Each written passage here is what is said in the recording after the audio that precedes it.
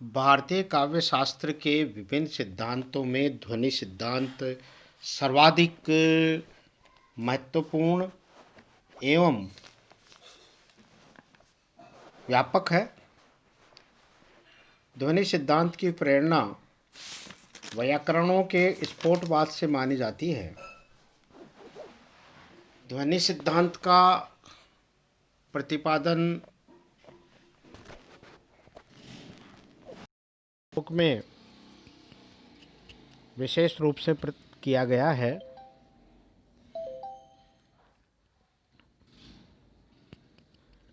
शब्द साम्य और व्यापार साम्य के आधार पर ध्वनिकार आनंदवर्धन ने व्याकरण के स्फोट या ध्वनि सिद्धांत से प्रेरणा प्राप्त करके अपने ध्वनि सिद्धांत की प्रतिष्ठा की है। ध्वनि विरोधी मत और उनका खंडन भी आनंदवर्धन ने किया है। ध्वनि सिद्धांत की स्थापना करने वाले आचार्य आनंदवर्धन ने ध्वन्यालोक की प्रथम कारिका में ध्वनि वैयाकरणों का उल्लेख किया है और ध्वनिकार से पूर्व भरत मुनि, भामह, दंडी, वामनाचार्य, रुद्रट आदि आचार्यों की स्थिति मानी है, परंतु इन आचार्यों के ग्रंथों में कहीं पर भी ध्वनि विषयक चर्चा नहीं मिलती। इससे प्रतीत होता है कि ध्वनि विरोधियों की कोई मौखिक परंपरा रही हो अथवा किसी ऐसे ग्रंथ में विवेचन हुआ जो आज उपलब्ध नहीं है। ध्वनिकार ने अपने विरोधियों में आलंकारिकों एवं कुछ मीमांसकों की कल्पना की है तथा इसके आधार पर तीन ध्वनि विरोधी वाद मत उपस्थित हुए हैं, जिनमें ध्वनि विरोधी तीन प्रकार के माने हैं: अभाववादी, भक्तिवादी तथा अनिर्वचनीय या अलक्षणीयवादी। ध्वन्यालोक की प्रथम कारिका में आनंदवर्धन ने लिखा है कि काव्यस्य आत्मा ध्वनि रीति बुद्धैर्य समाम्नातः पूर्वस्तस्य अभावं जगदूरपरे भाक्तमाहुस्तमन्ये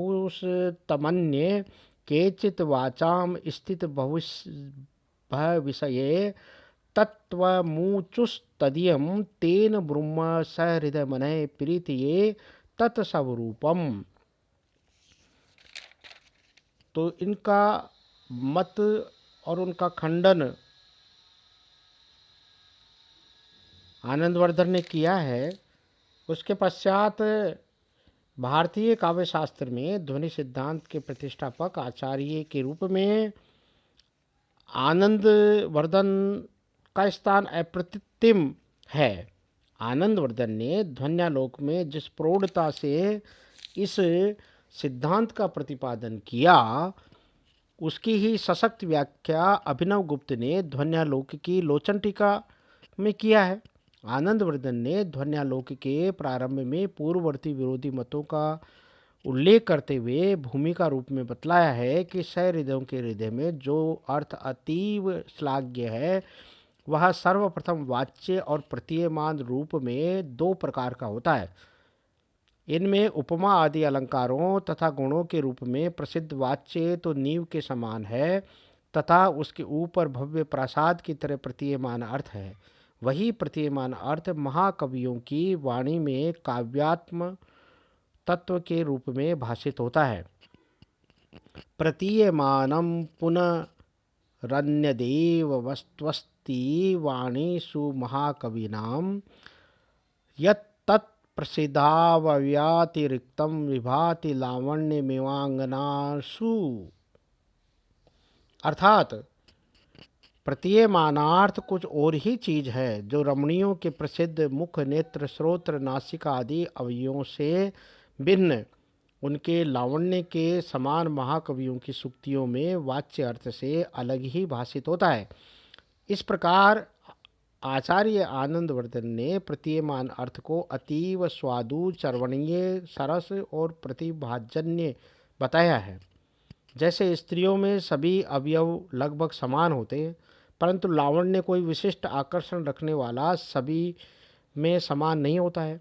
उसी प्रकार शब्द अर्थपरक काव्य रचना तो हर कोई कवि करता है, परंतु प्रतीयमान अर्थ का विशिष्ट सौंदर्य तो महाकवियों की मधुर सूक्तियों में ही होता है, और वह वाच्य अर्थ से अतिरिक्त विशिष्ट होता है। इस प्रकार ध्वनिकार ने स्पष्टतः कहा है कि महाकवि बनने की इच्छा रखने वालों को वाच्य अर्थ से भिन्न उस प्रतीयमान अर्थ को अच्छी तरह पहचान लेना चाहिए। केवल शब्द शास्त्र तथा कोश आदि का ज्ञान करने से ही उस प्रतीयमान अर्थ की प्रतीति नहीं होती है, अपितु उसके लिए तो काव्यार्थ ज्ञान की भावना अपेक्षित है। वह प्रतीयमानार्थ यद्यपि काव्य का आत्म तत्व है, परंतु उसकी प्रतीति के लिए वाच्य अर्थ का ज्ञान भी आवश्यक है। जैसे प्रकाश चाहने वाला व्यक्ति दीपक की बत्ती व लो तेल को साधन रूप में अपनाता है, वैसे ही प्रतीयमानार्थ व्यंग्यार्थ ज्ञान के लिए वाच्य अर्थ के ज्ञान को उपादेय होने से ग्रहण करना चाहिए। शब्द और वाच्य का अर्थ निकालने में योग्यता, आकांक्षा और आसक्ति का सहारा लिया जाता है। इसकी सामर्थ्य से वाक्यार्थ बोध होने पर जैसे पदार्थ विभक्त रूप में प्रतीत नहीं होता है, उसी प्रकार सहृदयों की तत्वदर्शिनी बुद्धि में वह प्रतीयमानार्थ स्वयं ही शीघ्रता से समन्वित रूप में प्रकाशित हो जाता है। इस तरह वाच्यार्थ और व्यंग्यार्थ प्रतीयमानार्थ की पृथक पृथक सत्ता बतलाकर तथा काव्य में प्रतीयमानार्थ का ही प्राधान्य मानकर ध्वनि का लक्षण इस प्रकार दिया है। यत्रार्थः शब्दो वा तमर्थमुपसर्जनी कृत स्वार्थौ व्यंक्त काव्य विशेषः स्वध्वनिरिति सूरी भी कथितः। ध्वन्यालोक की 13वीं कारिका में ये वर्णन किया गया है, अर्थात जहाँ वाच्य विशेष अर्थ अथवा वाचक विशेष शब्द दोनों ही अपने अपने अर्थ को गौण करके उस प्रतिमान अर्थ को प्रधानता से अभिव्यक्त करते हैं, उस काव्य विशेष को विद्वान लोग ध्वनि काव्य कहते हैं। इस लक्षण के अनुसार मुख्यार्थ भी गौण हो जाए और शब्दार्थ भी गौण बन जावे और वे प्रतीयमानार्थ को ही प्राधान्य रूप में प्रकाशित करें, अर्थात व्यंजना से व्यक्त करे, उसे सहृदय काव्य तत्वज्ञ ध्वनि कहते हैं। अन्य आचार्यों ने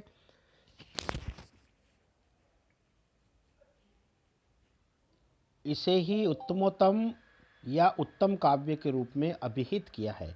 इस तरह आचार्य आनंदवर्धन ने मौलिकता के साथ ध्वनि सिद्धांत का प्रतिपादन किया है तथा इसके भेदोपभेद का सोदाहरण विवेचन किया है।